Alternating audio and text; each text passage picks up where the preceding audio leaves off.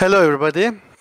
Welcome to our session, which is on the occasion of 100 years of friendship treaty between Turkey and the Netherlands.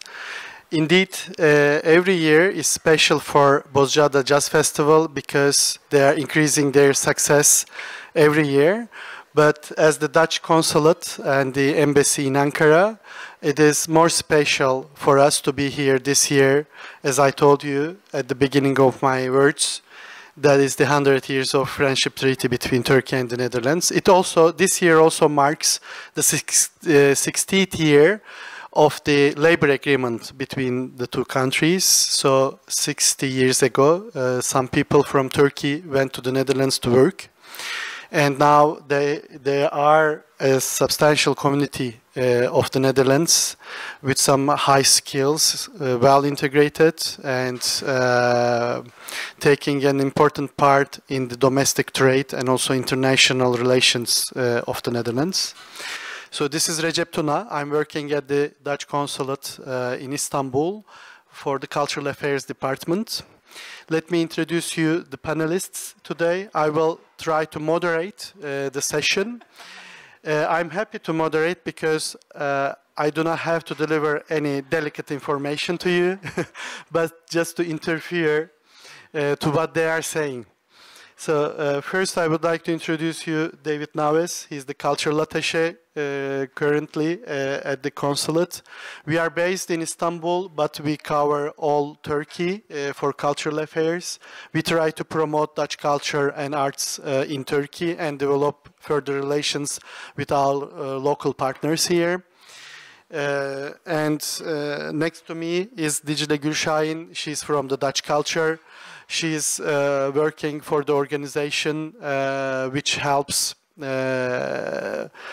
the Dutch and the international community in the Netherlands to get engaged with international partners as well. But she will explain it more, of course, in a more clear way, I hope. Then we have Duygu Mühürdar. She's also involved in international collaborations when it comes to music and creative industries. And we have Frank Kimenai.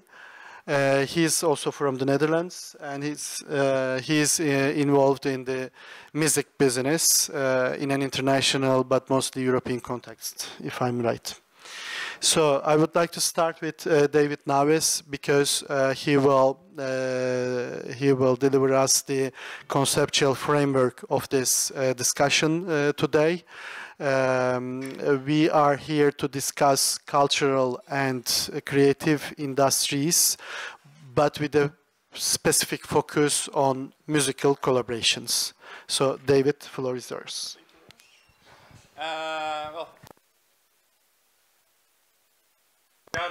I think you have to talk with the microphone because it's also recorded.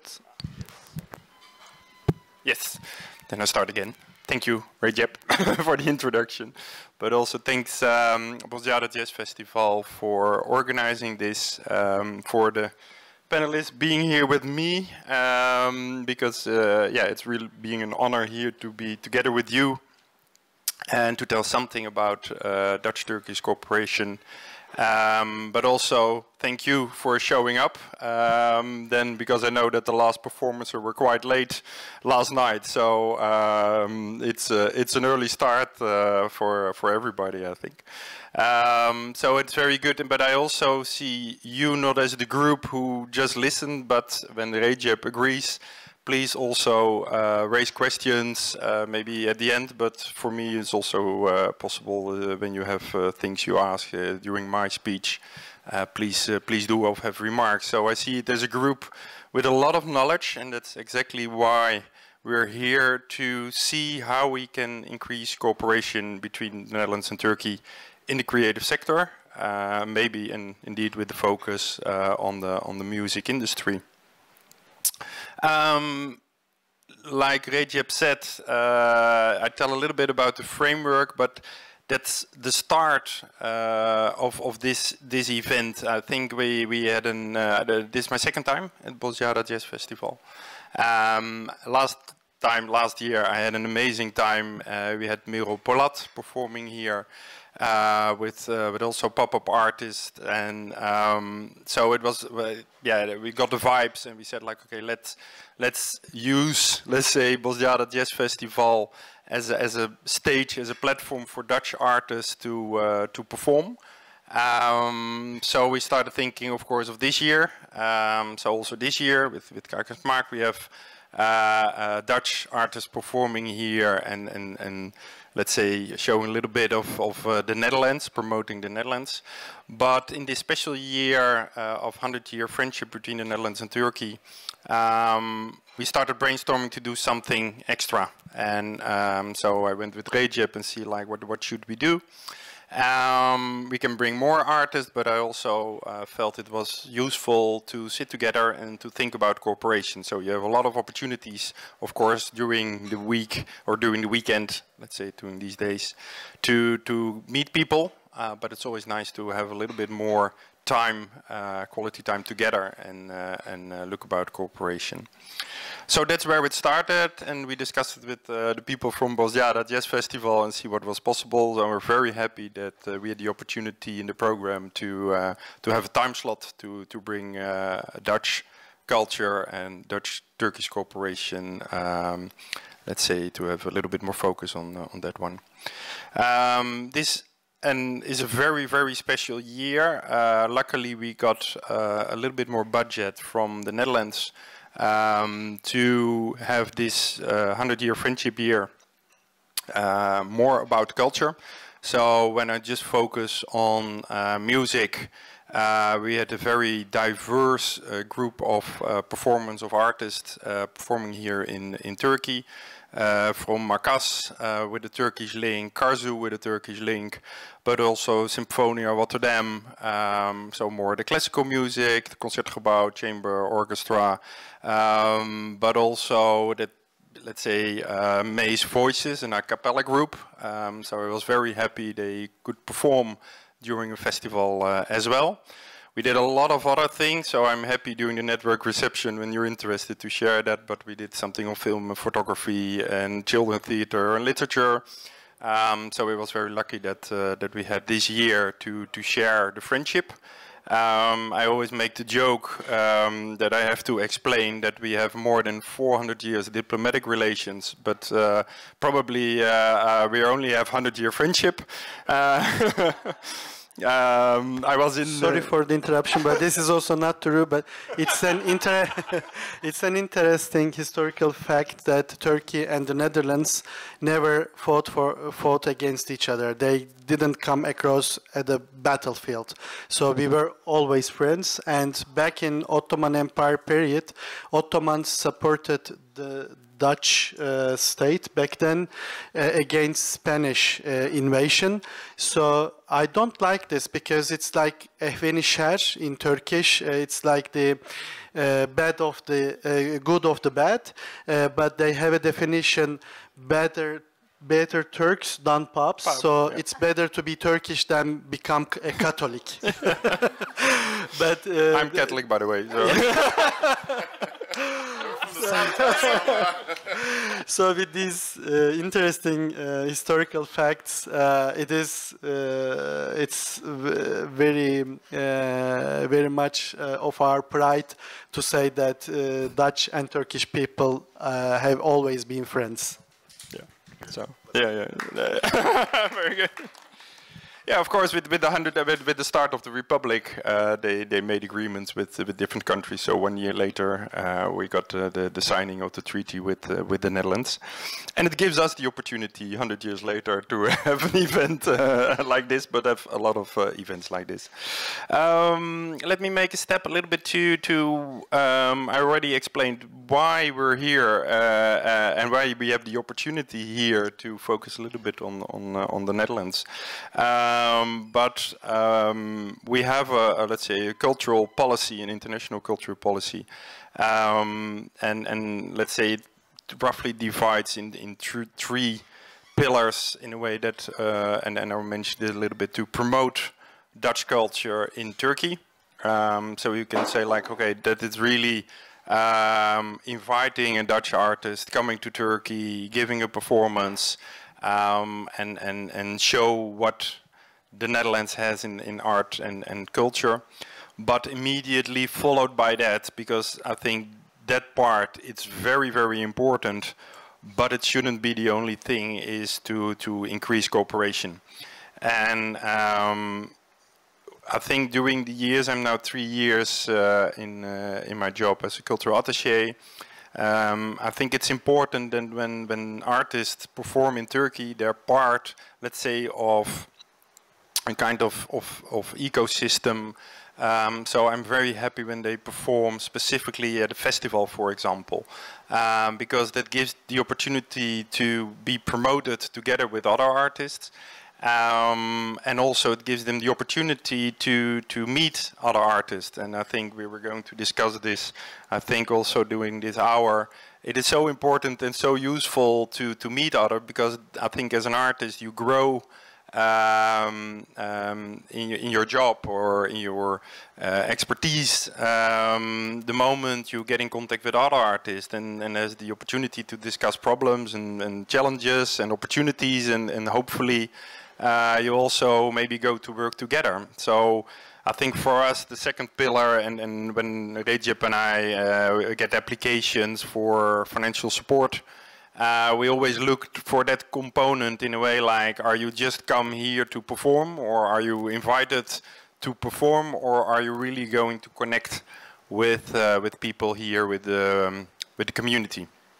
And then also we work together, and then it's a link with, it's also mentioned, the creative industry, to see where art and culture together with the creative industry can come up with solutions and innovative ideas for sustainable development. So we always try to find, and it's not always easy, but see like where art, culture, cultural diplomacy can help a little bit on sustainable development and to achieve the sustainable development goals. So that are roughly the 3 pillars when we look at our international cultural policy. I had a whole more things, but I think I wrap up a little bit, because otherwise you hear just one voice for more than 10 minutes. In a few minutes, if you can. I just mentioned some things which I think it's interesting to discuss, but I'll leave that to Recep and you as the audience, in a way to look a little bit to the trends. Let's say, what do we see? For example, I have a feeling that it's more important, or it's becoming more and more important, to have a kind of fan-based connection, for example. I find that very interesting too as an artist sometimes, to see who's my audience, how can I connect with them, to make it personal. I think you see that in the economy, also in your product and your when you market your products. I think that could be also very interesting in the sector, and maybe you have some experience with that. Of course, I'm really wondering, this is something also with some personal touch, artificial intelligence. When you look at the producing part of music, we have some legislation in Europe about it, but it can really affect the sector. My wife is a writer, writes for websites and things like that, and it really, I think, in about 6 to 9 months, completely changed her work. Luckily, she still has a lot of work, but 80%, I think, of the job, of the things she did, is now done by artificial intelligence. Or companies just say like, yeah, well, I just put it in ChatGPT and then something comes out and I put it on the website and I changed it and that's it. So yeah, so she really also started thinking like, what I'm going to do. So that's I think interest maybe somewhere. Fair payment, it's something that's also in the Netherlands. We find it very important. Our artists paid in the right way, and you cannot say, of course, how much, but at least they have a feeling that they're appreciated by the things they make and do. So that can be interesting. And we have some Dutch innovations. I go there later, all those things I just mentioned. And I'm very interested also on the Turkish side. And I mentioned some things, but I really know that, Frank, you know much more about it. So I will stop here. Thank you. Thank you very much so far. And hopefully you will get a lively discussion. But now I give the floor to my other panelists. Thank you, David. Yeah, we will have a question and answer session that I will try to encourage our lovely audience to ask questions as well. But first, let's continue with our introductory session. And thanks for touching upon some very important issues in the cultural sector, which is a consequence of the developments in digitalization, especially with the developments related to artificial intelligence, because these days, whenever we come together as the cultural managers or people in the cultural scene, it is not possible to discuss any issue excluding the artificial intelligence. It's such a revolution, and I was resisting to it, but one of our interns just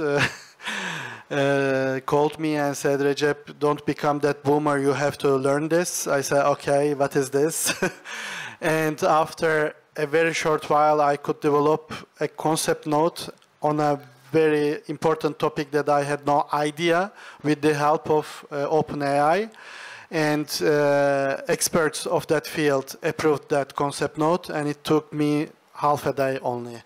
For that concept note in the past, without the help of OpenAI, I could maybe read like 2 days long, and then I could spend one more day to write it and get approved. So it's a 1 week work, but what will the influence or impact of this in the working hours or working methodology, because the employers will also know about it and they will expect more from you maybe. So good luck to the new generation. I'm about to retire. But now my question to Dicle is to explain this OpenAI processes in the Netherlands within the context of the musical environment. No. So Dicle, floor is yours.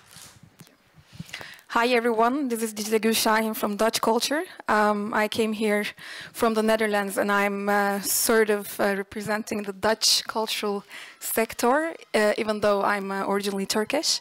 So what I do at Dutch Culture is I work at 2 positions. One of them is in the communications and development team as a communications advisor, and the other role I'm conducting is I'm the advisor for Turkey, because as it's been mentioned here, Turkey is a part of the Dutch international cultural policy, and it's an important focal country in that sense, and therefore my responsibility is giving advice, sharing knowledge and networks with the Netherlands-based makers to conduct their activities in Turkey. So therefore it's important for me to get to know the cultural scene here in Turkey in order to inform our counterparts in the Netherlands. So let me explain a bit more about my organization and why I'm here and why it is important for us to be part of this discussion. Because of these diplomatic milestones that were mentioned, I would like to underline the fact that we have a bit of a different approach than it is in Turkey in the Netherlands, because Dutch Culture is a state-funded, non-governmental organization. So this might sound a bit like an oxymoron to you, because how is it state-funded, but how is it not governmental? It is also a strong side of our organization, yet also a challenge, because we do have an independent board and strategy. However, we also are operating with the state funds, so our goal is to definitely help the public, and in that case it's the makers and artists and cultural practitioner community of the Netherlands. Therefore, in our work, it has the gist of non-governmental work, at the same time with a lot of cultural diplomacy. Therefore, given this fact, our general approach is more on the cultural relations side than cultural diplomacy itself, because we have our diplomats around us anyway, so it's not our job to do that with that approach. And cultural relations is an approach also approved by the EU, and we also work with the EU, and we try to bring these diplomatic assets and aspects to a relational level, meaning that everything is more or less horizontally aligned and adjusted, and all we offer is the knowledge and opportunities and the network around it. So we try to abolish these hierarchical part of the diplomacy that we're implementing in a more horizontal way. So that being said, I must say that Dutch culture does not have a sector-specific approach to this. So for us, the entire artistic community is one thing, but of course it's important for us that their work is reciprocated and we can provide them the right knowledge that is relevant to their work and their international ambitions. That's why it's a great opportunity for me as well to learn from our sector professionals here, both from the Netherlands and Turkey, because basically my day-to-day job is trying to bring these two worlds together and also trying to learn from them as much as I share with them. And I would like to keep it a bit shorter, of course. And in order to achieve that, what do we do? What concretely do we bring to the table from the Dutch culture side? First of all, we try to follow and track the international mobility of Dutch artists. So again, we're in close cooperation with our diplomatic posts around the world. And one note I would like to remind is that this international cultural policy of the Netherlands currently has 24 focal countries, and it's going to change by the arrival of the new policy period, which David and Recep are more knowledgeable of. So Turkey is one of them, and that means that we're tracking the international mobility of the Netherlands-based artists towards these 24 focal countries. And how do we do that? Basically, we first of all ask our diplomatic posts to submit the international mobility of artists in our database. And also the individual artists based in the Netherlands can inform us about their cooperation or mobility abroad via our database. And also we have stakeholder cultural organizations that provide us this piece of information. So what we do is that within our interactive database, we gather this knowledge, we process it, and every year we create a mapping of this cultural mobility of the Netherlands in order to feed back the policy makers and policy implementers. So this also gives us and the public and the policymakers and implementers a great insight on what has happened and what can we learn from it and what shall we change in order to, so to say, promote or export the Dutch cultural activities abroad in the upcoming periods. So that is one tool that we are very strong about and proud of. And that's why, speaking of technology, this is of course one piece of little technology there. But as an organization, we're also trying to catch up with the developments in communication. And recently we're realizing that it's really important to communicate this insights in a way that is useful for everyone, because it has to be useful for the public and our audience. Therefore, we started looking at it from a different approach, because everything was, of course, very much event-based and networking-based.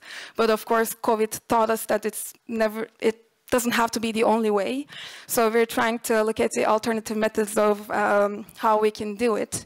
And recently we started a rather modest dossier about Turkey to inform the Dutch counterparts on, this dossier is going to consist of multiple articles and audiovisual material in that sense. And we want to occasionally inform them what is there in Turkey, what can they do it, and how the only way of cooperation should not necessarily be within the monetary capacity. So without financial support or the state mechanisms or other private mechanisms, how can they realize this release of information and exchange between them? Therefore, we're also testing what we can do in that sense. And I also would like to cover some numbers from the previous year. As I said, when we process this database, of course, we come up with some results that are useful for everyone. And in 2023, when you look at the Dutch culture database, you see that there were 144 total activities that featured 98 Netherlands-based artists. And it's not a surprising fact, and 40% of these activities were conducted in the music sector, because it's quite an exchange. And I think that this tells a lot to us about how important music as a creative sector and a component of the cultural ecosystem that we're living in. Therefore, I'm quite curious to hear that from our fellow professionals in that sense. And one last thing I'd like to add is that, of course, these kind of like in-between work comes with a lot of questions and self-criticism as well, because, of course, we're in a dynamic world and we're moving towards to sort of like the abolishment of culture and creative sector as narrative as well. So I'm also wondering if we can move to a different future where culture is positioned more essentially rather than a part of an industry. And how can we shape that? Or is it the right approach? Or is it something that we should actually strive for? So I came here with all these questions in mind, but I guess I gotta discover this by myself and hopefully with these fruitful interactions. Before making it too long, I would like to stop for now. Thank you. Thank you very much, Dicle. Yeah, these are important questions, but if we try to elaborate on them, we will be here till morning, sabaha kadar. So, but I would like to elaborate a little bit more on your statement that being supported by the government doesn't mean that you have to be a governmental organization. This is a very important example, and I see it especially in the context of the developed democracies, because their rule of law, objectivity, integrity, ethical values, transparency are adapted in the governance system. So the state trusts the citizens are content with the state. But with the limited democracies in the territory that we are living in, kısıtlanmış demokrasilerde, I want to name it in Turkish as well. It's a little bit different. The suppression, the pressure is very visible, and there is manipulation on the cultural sector by using the capacities of the governmental organizations, and then it comes with the consequence of the support of private sector in culture in various ways. So it's always a give and take, but most of the time we come to a balance, but with too much effort to be spent. So for the new generations of this country and neighboring states, it is very important to be aware of the importance, the necessity of these democratic values to be adapted in the governance system, I think. So with this political statements, I come to you, Frank. Yeah, and the floor is yours. Yeah, I'm going to depoliticize it. Thanks. Yeah, I'm going to depoliticize it then now. Okay. Hi everybody. My name is Frank, and Recep, what you just said triggered me. You said there were like 60 years of labor. So I'm 46 years old, which is 75% of those 60 years, and I just realized that I surrounded myself with Turkish people for the last 46 years, and a lot of them, especially in the early days, were either migrant workers or the children of migrant workers, like first generation. I grew up with them. They were my neighborhood kids. I was in school with them, but then I was just thinking during what you were saying that in every phase of my life and career, I think I was surrounded by Turkish people, or I am surrounded by Turkish people, I have to say, right now, quite literally. But this is also my first time in Turkey, and then I was like, this is actually quite a bad thing, because I've been surrounded by these people, I've heard their stories, I ate their food, been to their weddings, and I've never been to their country, and that's a bad thing. So all the more good that there is like active approaches to, you know, to promote this cultural exchange, because there's a lot of stories to be told on both sides, and I think music is a very good way to do that. And all right, so far my diplomatic speech. I've been running around in the music industry for the last 20 plus years. And I've been doing that as many young kids do. I started just picking up a bass guitar and learning 2 chords or maybe 3 and just start playing in a band. And that got me to learn a couple of things. One of them is that I absolutely have no talent to become a professional musician, but that I was quite a good organizer. So I started organizing concerts, and that sort of gradually became a job. And I always did it next to my formal education. I am a biologist. I'm an ecologist, and that's why I am currently, so I kind of left my active work in the music industry behind a couple of years ago. I always say that I don't work in the industry anymore. I work on the industry now, because I work a lot in research and in policy advice, mainly. I'm a freelance advisor to a lot of governments, art funds, institutions. I work a lot with the European Commission on the development of their music policy, and yeah, working on the sector also got to made me realize a lot of things. And the word ecosystem has been mentioned a few times, and as an ecologist, a trained ecologist, you sort of get triggered by that word once you hear it.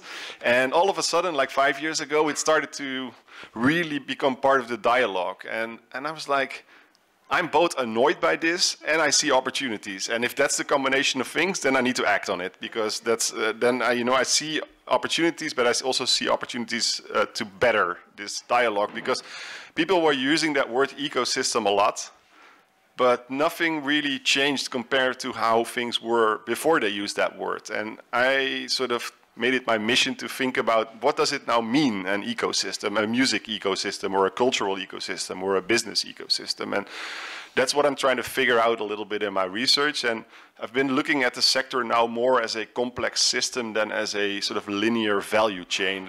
Because the value chain, that's sort of how we always have looked at the sector, like a sort of linear connection between the production of music, for example, and the consumption of music, and then there's distribution in between. And I think it's safe to say that that linearity, that straight line, is completely gone. It's been completely disrupted by globalization and especially by digitization. And that has consequences, a lot of consequences on the way we work, the way we communicate, the way we act, the way our music has been, and also on cultural exchange, I think. And that's why I was really happily surprised to hear your 3-pillar approach, but also connected to that, the trends, because I think they're quite spot on, to be honest. And I think a lot of them have to do also with this sort of transition of a very overseeable linear model to a very complex, uncertain system. And what I'm particularly interested in my research is, how do we deal with this uncertainty? How do we deal with this? If you change something in the lower left corner of the system, how do we predict what happens in the upper right corner? We cannot, but we can, we can develop scenarios, and we can think about the consequences of these changes. And if I look then at the sector as an ecosystem, I think there's a few things which are really important for a healthy ecosystem, for a thriving ecosystem, and that cultural diversity is one of them. Not only cultural diversity, also economic diversity is very important. Social diversity, socio-economical diversity. Diversity on all levels is extremely important, and I think things like this contribute to that. That's already a no-brainer. But another thing is connectivity. The strength of an ecosystem lies in its connections. And I think what we're doing here now is, this is a very formal gathering, but maybe later on we're going to go chat at the bar. We were talking about it too earlier. Like, 50, 75% of my network comes from informal connectivity. But I think they're both important. This is the conversation starter. Later at the bar, we'll hopefully meet each other and over a drink connect even better. And that's where the strength of these ecosystems lie as well. And you have to sort of nourish connectivity. And yeah, that's also another reason to, I guess, to have these bilateral meetings. And there's a bunch of other factors which are important for a thriving ecosystem. I won't go too much into detail with it, but last thing I wanted to mention on this is it is the importance of governance. And there's a pretty technical term for that, polycentric governance, which means that you have to sort of align the different layers of governments, but also trust people in the system to self-govern to a certain extent, which means that you have to also align top-down and bottom-up approaches a little bit. And this sounds maybe very abstract or very logical, but it's not as easily done as it is said. And that's, I think, why these meetings are very important, because I think there's some musicians here in the room as well and some organizers with like grassroots people, and we have people from government or NGOs, and these are all different layers. And there's regionality to be taken into account, there's locality, but internationality as well. It's a tough job to align all of that. And then last thing I wanted to mention on that is, Dicle, you were saying like, hey, maybe we're looking at the, did I understand you right? The abolishment of cultural policy, cultural? No, I meant more the, like diplomatic, sorry. I meant more the diplomatic approach and moving towards the more relational approach. Yeah, meaning okay. that actually, in a way, meaning this alignment of top-down and bottom-up, yeah. but of course, in different words and maybe a slightly different point of view. Yeah, that's interesting, because this what I just described is maybe a little bit more a vertical approach, but what I also think is very interesting is an alignment of the horizontal approach, because our ecosystem, our sector, it intersects with a lot of other domains. It intersects with tourism, it intersects with urban development, with well-being, and if you develop policy for an ecosystem, I think these intersections are very, very interesting, because that's where the value of our sector also it shows and is demonstrated. And if you look at healthcare, for example, I have yet to see the first healthcare policy on music. I've seen music policy on healthcare a little bit, but not the other way around. Or urban development, for example, too. There's so many opportunities yet to mainstream like cultural thinking and sectors in other domains, and that's what I'm sort of working on. I'm going to leave it at this for now, but we're going to talk more about it later.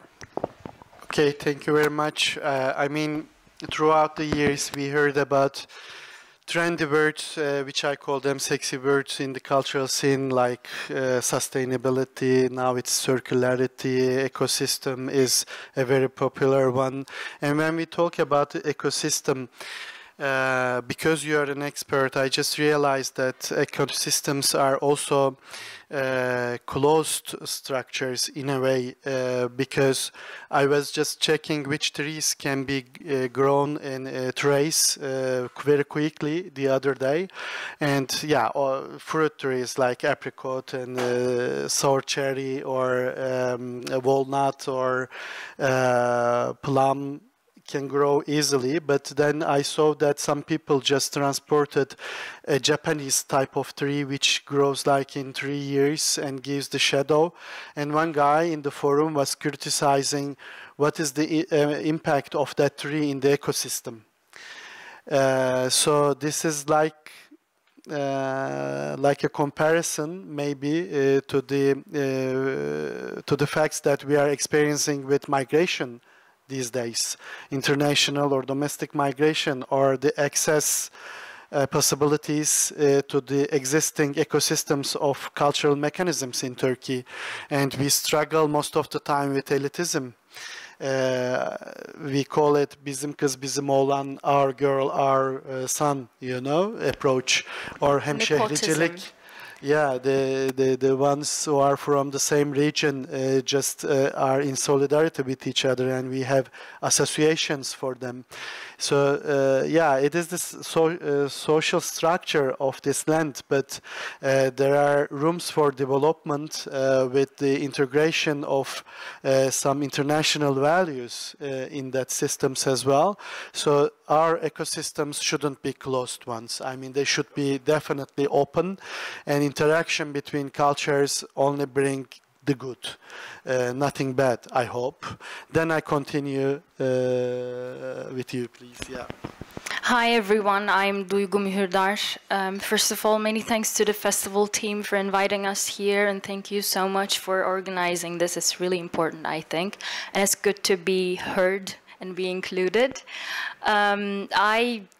Along with everyone, I have many hats.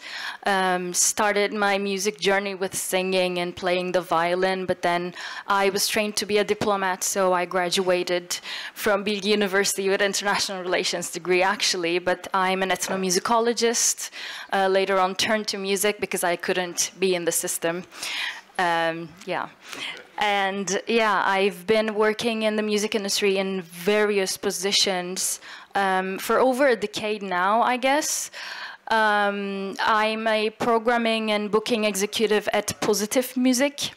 So we have the venues, Babylon, Volkswagen Arena, and Park Orman Open Air venue, as well as various festivals like Akbank Jazz Festival, Babylon Sound Garden. I used to be in the academia, and I was focusing on actually how music is valued as an entertainment factor. And my thesis was defining what music was and how it was part of the cultural and creative industries instead of being an entertainment industry counterpart. And I'm also a booking agent, so I represent a few artists, some Dutch musicians, as well as Turkish and other nationalities. But how I got involved with the Netherlands started actually when I was studying international relations, and I went to Leiden University for a year. And instead of studying there, I sang. I sang every night. I networked with many Dutch musicians and became good friends with them, really, so that now I represent some of them. And that's how my relationship started. And now I work with a couple of Dutch agencies, booking agencies, so that we try to have some collaborations in the industry. I work with organizers based in the Netherlands, either Dutch or Turkish, so that we exchange artists. I send them some Turkish artists, and they send me some Dutch artists, and like we exchange ideas. And I also try to initiate cooperation with festivals, like Amersfoort Jazz Festival, for example. They have had collaborations with Istanbul Jazz Festival, for example. So individually, I'm trying to foster these relationships and represent Turkey, as we don't have any export office. It is up for the individual music industry professionals to do. So as a one-person orchestra, I try to represent all the musicians in Turkey by myself abroad, actually.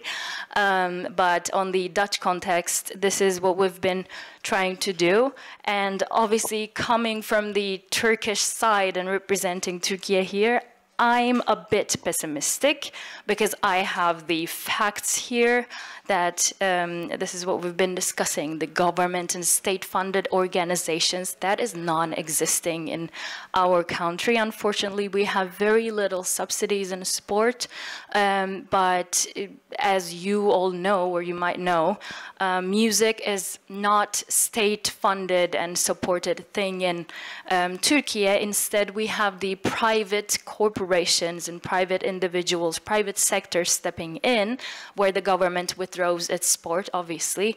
We are relied upon these sponsorships from corporates, and we have the corporation-backed venues, organizations, promoter companies like Eczacıbaşı's in Istanbul Culture and Arts Foundation, or Positive in my case is it belongs to Doğuş Group, or Zorlu Performing Arts Center belonging to Zorlu Group. So in our case, it's very different. And within these collaborations, I actually rely on my Dutch counterparts because they've got the support. So in order for us to bring Dutch musicians, for example, to Turkey, we apply to the subsidies in the Dutch government, so that we try to arrange minimum 3 concerts so that they can get funded.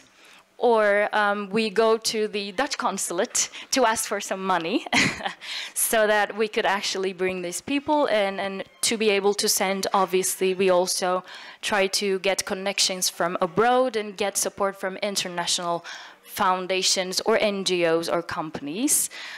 So as a late millennial and the Turkish side, I have like more pessimistic approach here, but I'm looking forward to discuss the challenges as well as the possibilities that we can bring here. So yeah, many thanks for having me.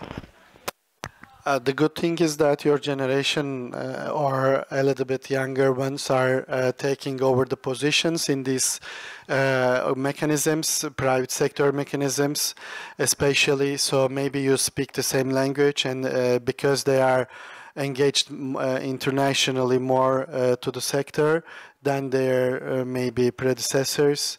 But I'm a desperate optimistic, so don't listen to me. Yeah, just one thing though, still the boomers are in charge, so we have to deal with boomers every single day.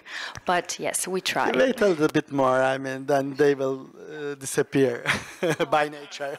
By nature. Yeah. Yeah, there are good boomers too, yeah, that's also true. But thank you very much, dear friends, for your contributions to the discussion and all the information and factual information you have provided. So I turn to our lovely audience for their questions. And if there is not a voluntary one, I will just point out to ask.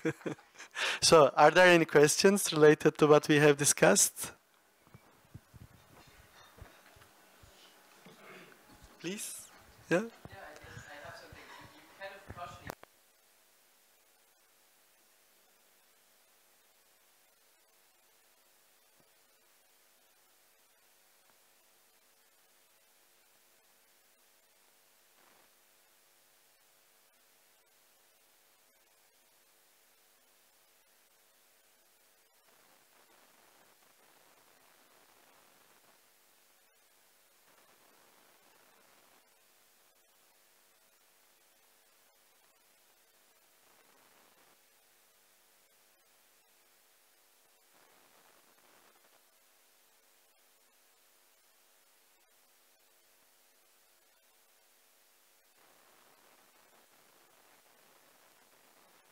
I can start in a way that we're not bringing, let's say, Turkish artists to the Netherlands or from the consulate, let's say, or the consulate of the embassy. That's not part of our policy. So the cooperation, the first, let's say, pillar I mentioned was indeed bringing Dutch artists to Turkey.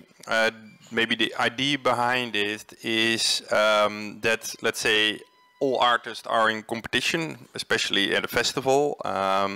So the cost of having an international artist at a festival, or let's say director or producer of a movie to give a Q&A at a film festival, is usually the accommodation and the traveling cost. So the whole idea behind it, that we have the funds, is to see, let's say, how we can compete, or can Dutch artists or people in the art and culture scene compete with the local artist or the other international artists. So there, and our financial support is mainly traveling costs and accommodation.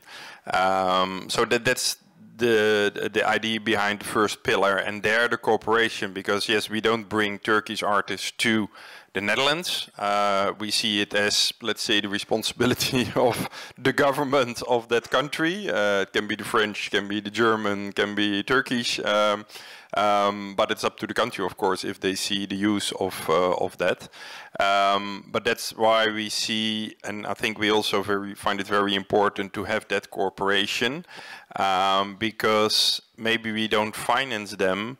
The fact that Dutch artists coming here, meet people at a festival, meet, let's say, organizations, network, gives them the opportunity maybe to find ways that a festival in the Netherlands invites a Turkish artist in a way by other financial support.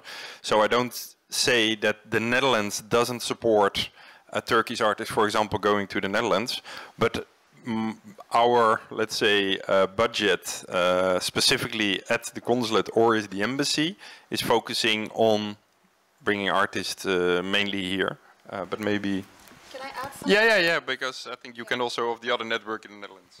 Exactly. So with the same aligned principle, we also do not directly contribute to the like mobility of Turkish artists to the Netherlands. However, there are some programs that actually, with a secondary purpose, that serves to this aim, such as Spaces of Culture is a consortium program organized between, I believe, 5 countries, right? The Swedish, British, 2 local, yeah.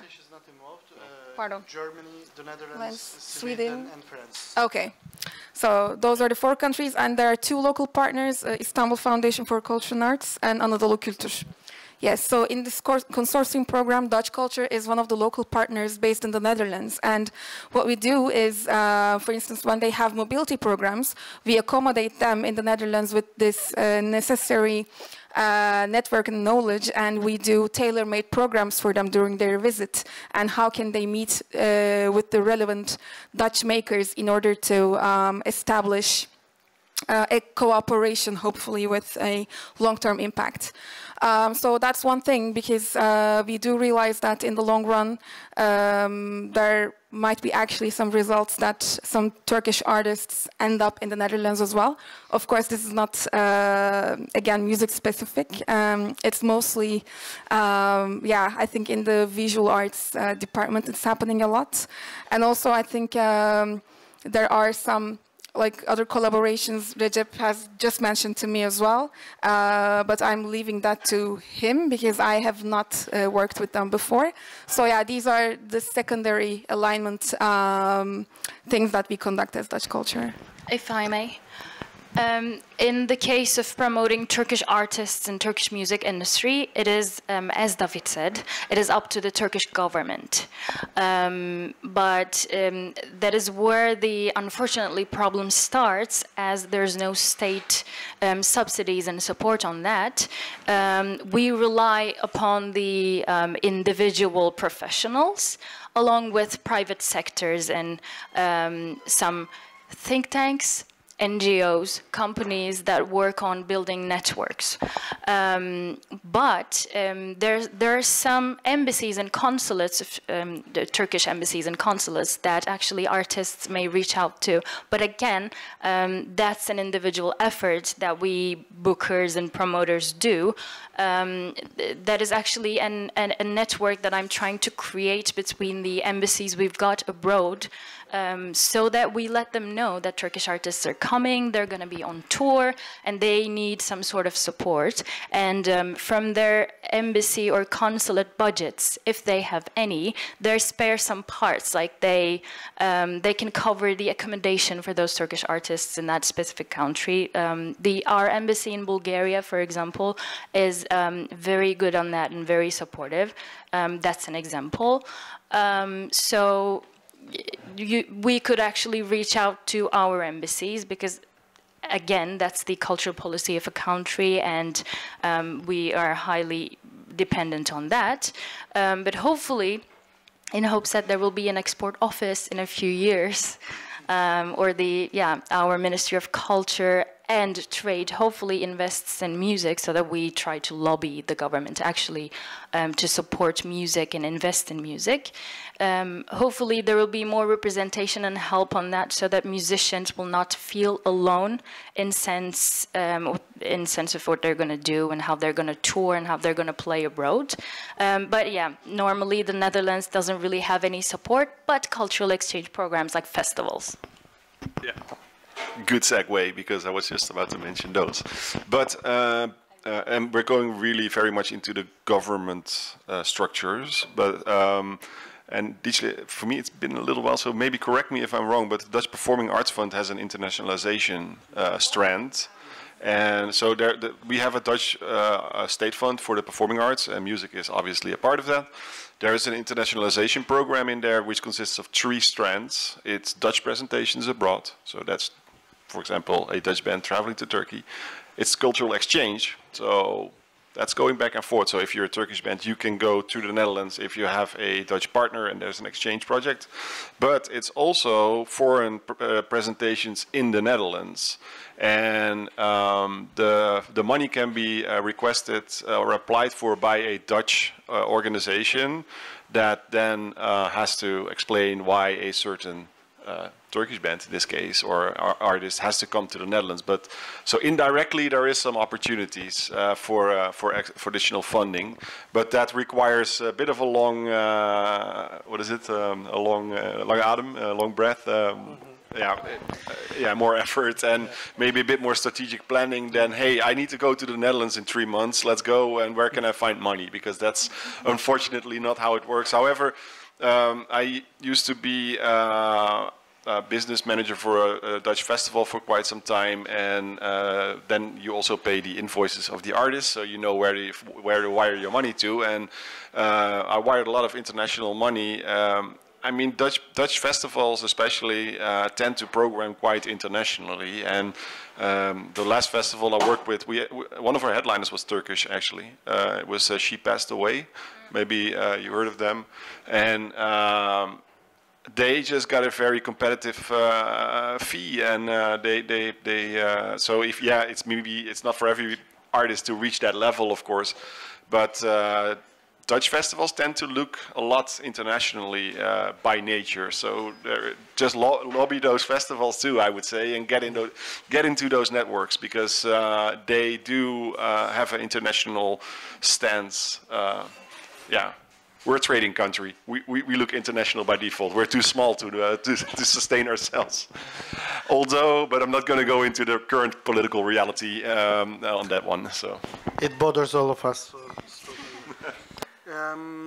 Yeah, thank you very much for all your answers. Before continuing, I also want to contribute a little bit. Individual efforts are also counting on the development of big projects. Because Turkey doesn't have the system, it doesn't mean that you don't have the opportunity. Most of the time, cultural attaches of Turkey, or there used to be cultural attaches, these days they are like tourism culture representatives. But when they are approached, even if they don't have the money, maybe they know one Turkish entrepreneur who has a hotel who can accommodate a certain group. So this happened in the past. Fundraising's first principle is to ask. So yeah, especially Turkish Ministry of Foreign Affairs is very well structured. On their website you have their international structure, and you see all the contact data of all the embassies or the consulates of Turkey. So don't hesitate, just go there. Once you ask, maybe you do not get any reaction or support, but if you continue asking, then someone will pick it up, because consistency is very important in that sense. I will not go further because I heard that Emre has a question. We will have like 13 more minutes to finalize this session. Hello, guys. I cannot respond to you in your language, but so Emre, what's your question? Thank you, Recep. Actually, it's not a question, but it's an addition to the previous question, maybe from the, let's say, governmental side or from the public policy side. 15 years ago, an institution called Yunus Emre Institute has been formed under the Turkish Republic, which was actually like an intention, like to be an institution like a British Council or Goethe Institute, like all of these. But it has started with educational programs and language programs 15 years ago. That was the time when the government was so close with the Fethullah Gülen and their schools and everything was there.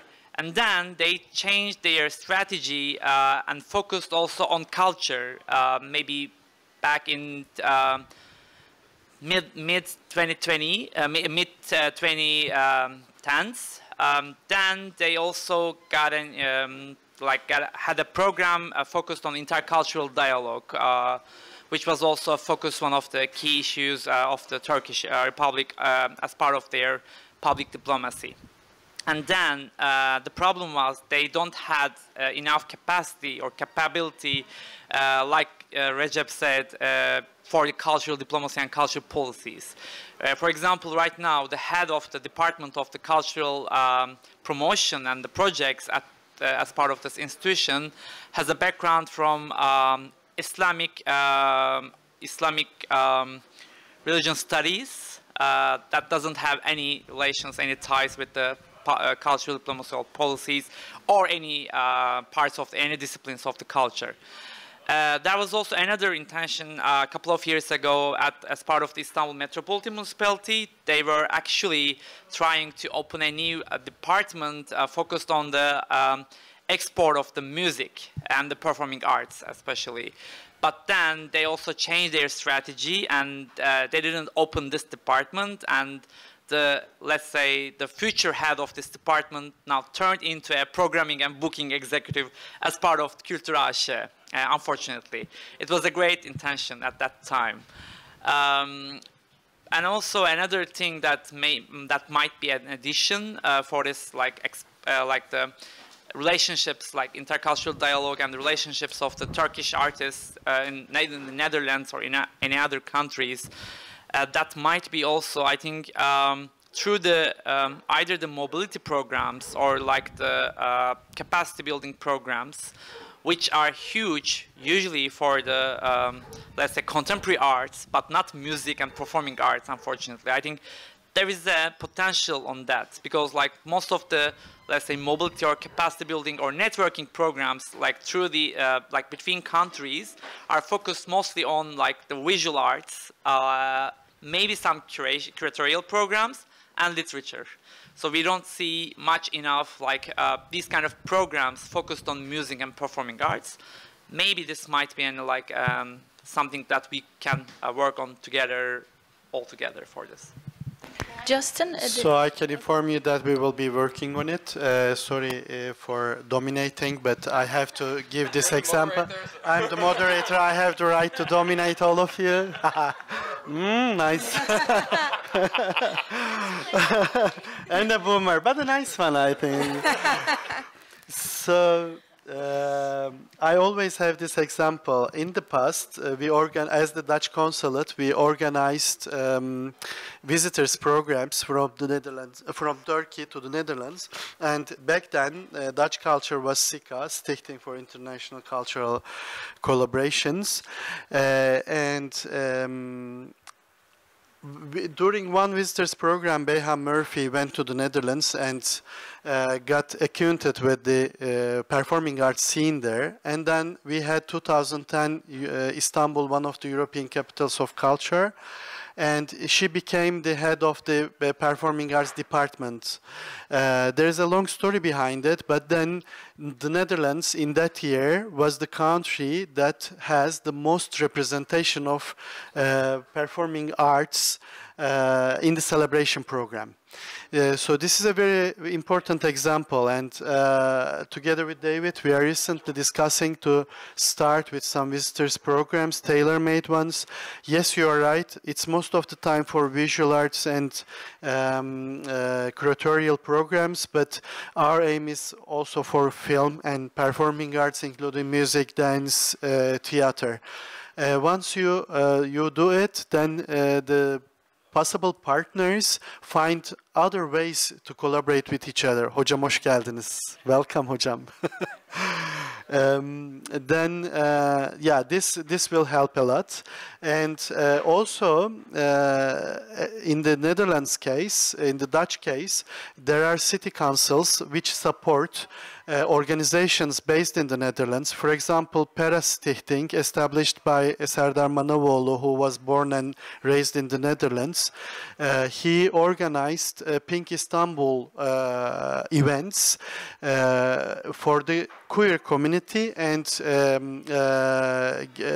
establishing relations between the queer communities in both countries.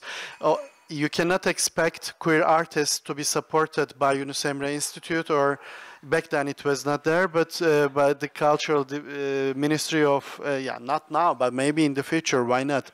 Our neighbor Greece just approved same-sex marriages, so it's in the borders. I warn the Surrounded locals. by heretics. So queer Turkish artists used to go to the Netherlands, and there's still now there's the concept Sugar in Paradiso, the reference stage of the Netherlands, where Lady Gaga, Madonna performed. Turkish queer artists also performed. So it's not with the support of the Turkish state, but it's with the support of the people who live in the Netherlands with Turkish roots. So there are endless possibilities, but it needs more effort. Just to wrap up what Emre said, if I may. So there have been efforts by institutions that were politicized. I think that was the problem, because Yunus Emre Foundation was established during the Abdullah Gül administration, and after he was gone, the power structures have changed. So the budgets going to the foundation, the main goal was amazing. They had representation everywhere in the world, and they had actually great support. But I could see they were arranging transfers, accommodation, and flights for the Turkish artists, obviously concentrated on some genres or some artists, but there was still some sort of a light there. And also the initiation by the Istanbul Greater Municipality, it's actually still on, by the way, so I've heard. So fingers crossed that's going to happen. But again, that's a political initiative. And where there's a clash between the local government and the central government, obviously you have the problems. So if there was to be a foundation or an export office in Turkey, it should have been developed individually. So hopefully that's going to be a light somehow for the individuals and music industry professionals. So that's a hope we have. So when Emre concluded that maybe that's something we might work on, hopefully that's going to be true. And then we, the actors of the industry, can actually try to build something non-political so that it stays. And then we can go with the collaboration. Sorry, thank you. And to add up to that, I would like to talk also our involvement with Yunus Emre Institute, because they're still active. They have a branch in Amsterdam as well, and we work with them within the capacity of UNIC, which stands for European Union National Institutes of Culture, which is a network that also has 2 clusters here in Turkey, one in Ankara, one in Istanbul, and we have the Netherlands cluster as well. So our collaboration has turned more in the line of like know-how exchange, and when we organize something as a European scoped cultural project, they are involved if this also fits in their yearly agenda. So it's going on like just leaving behind all the political motivations and the factual history there. They're still active, and we try to maintain good relationships with them in order to see how we're collaborating when it comes to Turkish and Dutch cultural collaboration. And as an answer to Emre's question, who is not here anymore, oh yeah, there, I would like to also, yes. I also would like to introduce the structure there in the Netherlands in order to give more light on how it is organized. So there are 6 culture funds in the Netherlands based on sector, and we call them the Rijkscultuurfondsen, meaning that they're state culture funds in performing arts, in literature, in cultural participation, and so on. And actually, each of these funds have their internationalization department or like a program framework. So some of their budget and policy goes into this specific aim of internationalization. And as Frank has already mentioned previously, there are also some streams for presentation in the Netherlands. So by this way, you can make your way to the Netherlands as a performer. And Emre said that like maybe for performing arts the number might be a bit lower than compared to visual arts. Well, I mean, all these funds have their internationalization stream and also a like state-related concept of visitors program. We call them shortly BBPs, but we also conduct some that if they have a tailor-made idea, we accommodate them and we let them to explore what's happening in that scene. So if a performing arts professional would like to get some support for international visitors program, it is pretty much possible. And I'm sure the relevant funding body from the state would help. So of course, I don't know the specs around it, but it is pretty much possible and the framework is there and it's, it can be worked around. Thank you. Yeah, I'm going to switch back to one topic before because I was a little bit triggered by the thinking of a Turkish export office for music. I was involved in the development and foundation of the Dutch music export office, and this also connects a little bit to the danger, I guess, of politicizing international cultural relations. In the Netherlands, obviously, we have this disconnection of government money, politics and government support for the arts. But the Dutch performing arts of the Dutch export office is not only funded by government money; it's also funded by sector money, namely the performing of the copyright collecting society, which is an apolitical body. It is a sector body, and it doesn't have a political agenda, it has a sector agenda. And I was wondering, is the Turkish copyright collecting society taking any responsibility here, or is it also heavily politicized? I think that's up to me to answer. Oops. Yeah. Shortly, please. No. Okay, that's short enough. Very short answer. I mean, you have MESAM and MESEG, two collecting societies, but you also have MÜAP, it's for the performers, producers. Normally for the, I apologize for the translation there, normally MÜAP has more responsibility on representing Turkey abroad, but quote by Bülent Forta, the director himself, that is not their responsibility. So there are some data gathering there. We're still way behind on mapping and data gathering, but on export or any support in that sense on representation, unfortunately, we're not doing well. No, no. So Hopefully maybe this is another topic that you can discuss among each other during the networking session. I'm sure from the audience there are people who are experienced in these organizations as well. Is there any other question? If not, then I would like to invite Esat to elaborate a little bit more on what we have discussed. As an artist, Dutch musician with Turkish roots, and he's very active in the Netherlands, but also lately in Turkey. So it's very valuable for us to hear about your experience, your perspective, a little bit of what happened when you got motivated to do more in Turkey? Well, I've been living in the Netherlands for 13 years, and it was the best decision I've ever made in my life to go to study there. It really gave a new path to my life and my career, for sure.